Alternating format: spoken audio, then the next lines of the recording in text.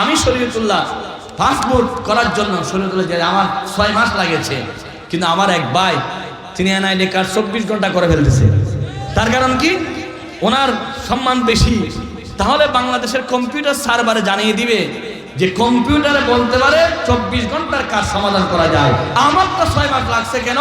আমি গরিব মানুষের জন্য, ঠিক কিনা? যতদিন পর্যন্ত ধনী গরিবের বৈষম্য দূর হবে না, ততদিন পর্যন্ত সমাজে শান্তি আসবে না, ঠিক কিনা? ধনী এবং গরিব ব্যবধান দূর করতে হবে। মসজিদে যে খোদার আইন চলে, সমাজেও সে খোদার আইন চালাতে হবে।